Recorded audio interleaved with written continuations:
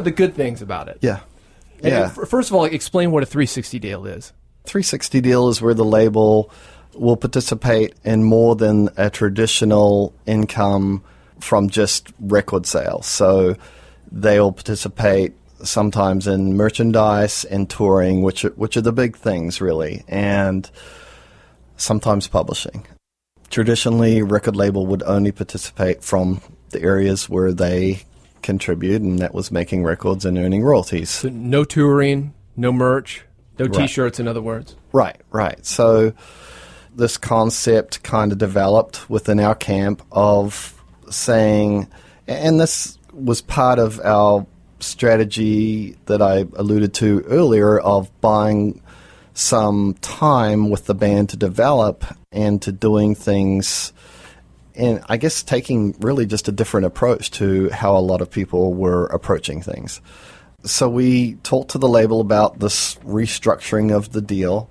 Since that time, we've gotten a lot of, I guess, flack, and just obviously now people perceive the 360 deal as a bad deal, and in a lot of ways that could be true, but the way I view it is that any deal could be good and any deal could be bad. It's all really comes down to how that is really structured. For us at the time, it was actually a really good deal for the band. It allowed us to buy a little bit more time to develop, especially on the international side. We had a lot more support from the label because of that, and it just enabled us to grow. And as I said, the deal itself, and obviously I can't get into the details of that, but it was favorable for the band at the end of the day. They say 100% of zero is zero. Right. So yeah. Sometimes if a deal like that enables you to make more money than you would have otherwise, I can see how it could be very favorable. Yeah, and I remember years ago I had a client that was offered a publishing deal. She was a recording artist, and we were trying to get her signed to a record deal, and a publisher stepped up that wanted to sign her, and our attorney was Fred Davis, Clive Davis's son. And I remember him sitting at South by Southwest years ago saying, and I was a very young manager and still kind of learning, and just saying to him, man, I heard that if we were to wait to get a record deal, we would get just so much more money from a publishing deal, and that we shouldn't sign our publishing. And that's what most people still think today, and for the most part is true. But I just remember asking him that question, and his response was, you hope it's a decision that you'll make that you hope that you will regret that decision one day. In other words, that maybe you'll make this decision to sign this publishing deal, but it'll get you somewhere. It'll help you take that next step to get you somewhere that down the road you'll be successful, and you'll look back saying, man, I wish I hadn't signed my publishing away. So I don't know if that was some voodoo mind warp lawyer talk, but it sort of made some sense, and I've never forgotten. It's sort of like you're saying, 100% of nothing's nothing. So it's sort of sometimes you can cling on to those things that may never happen for you. Well, it's like that guy who doesn't want an artist to cut his songs because he wants to cut them himself. And the artist goes on to be Garth Brooks. Right. Should have done it. Right. Absolutely. You never know. When we come back, I know artist development is something that you're continuing to do with new artists, and you've got a band. I think this story is fantastic. When we come back, we're going to dive deep into it. 10,000 albums as an independent. They were together for 8 years, and you took them. They've sold almost 1 million albums now, over 3 different, so not a platinum record, but still 300-something thousand per album. We're going to get to that story when we come back with Dave Steunebrink. He's with Showdown Management. Been talking a lot about Paramore. We've also Kelly Clarkson, Vespers. Dave Steunebrink of Showdown Management is my guest today. We've been talking about Paramore. Dave, I want to take us out with Zach Farrow. He was the drummer from Paramore. Had a band called Half Noise after that. This is a song called Sun Sea, and there's a story behind that as well. When we come back, we're going to talk about that too, next on Music Business Radio.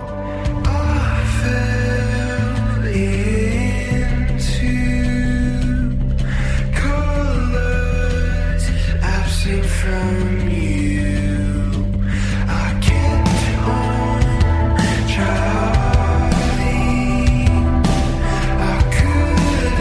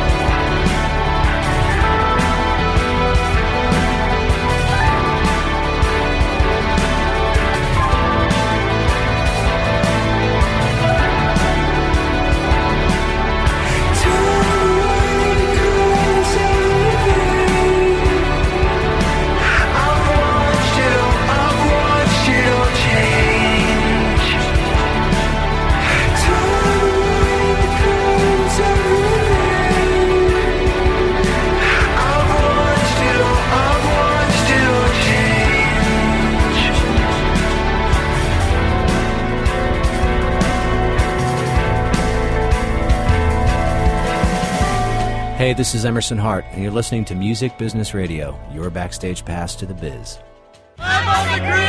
Lightning 100's Live on the Green is back, and Lightning 100 is excited about our newest edition. Wait for it.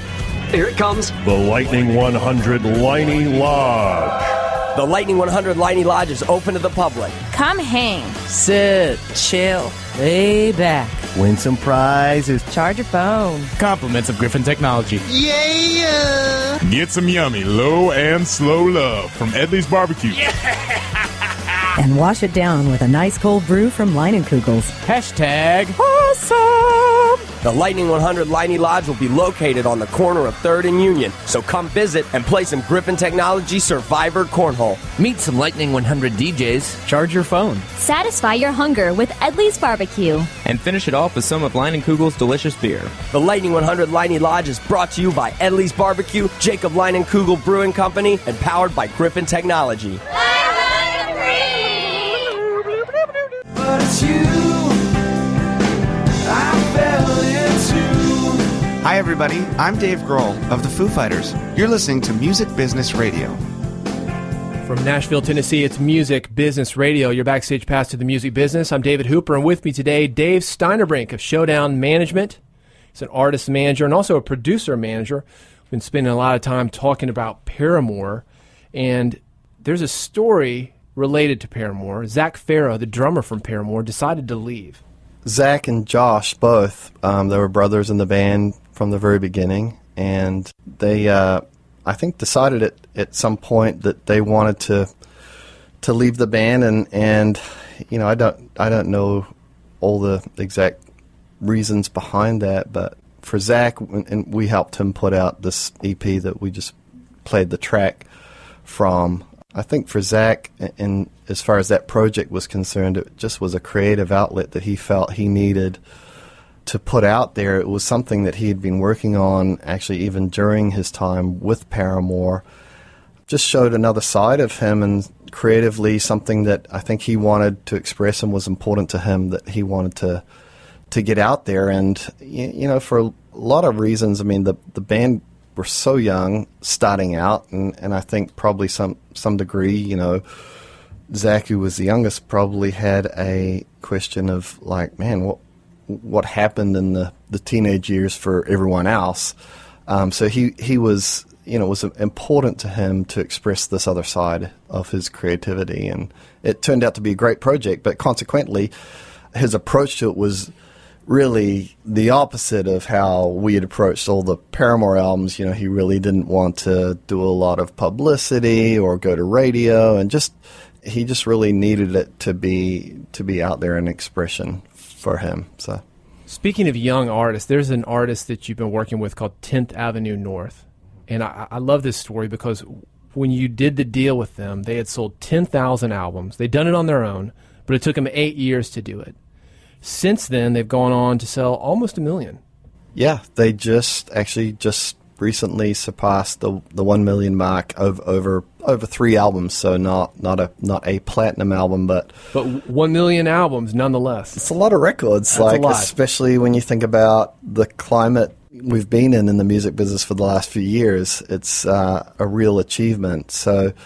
Yeah, these were guys that we met about 5 years ago, and they had just been an independent band working away really hard and touring, and signed a deal with a label in town, Provident Label Group, and we started working with them and really enjoyed getting to know them and learning what they're all about, and we're really excited to see how fast things, you know, took off for them, and how things grew over the next few years. How did you pour gas on their career to take them from 10,000 in 8 years to over the last few years to do almost 1 million? Well, a lot of it was to do with radio.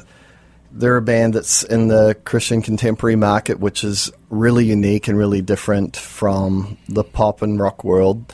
It's a lyric-based genre for the most part, which is, again, very unique.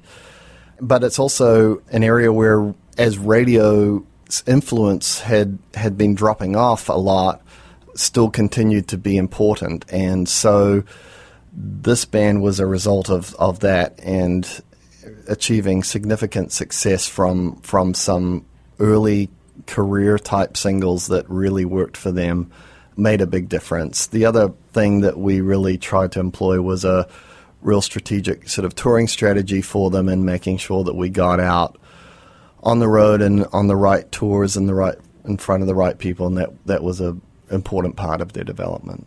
Dave, I want to give a sample of these guys. 10th Avenue North. A lot of people still haven't heard of them, so we're going to play them right here. This is a song called No Man is an Island, and intro this for me. Okay, so this is a new track from the band, something we're really excited about, and excited for everyone to hear. 10th Avenue North on Music Business Radio. This is No Man is an Island. I won't run, I will stay, I'm not leaving you. I know there's friction here, the struggle makes us new. I wish you never thought you had to go, wish you never thought you had to leave. Together we can lift each other up, we can build a shelter for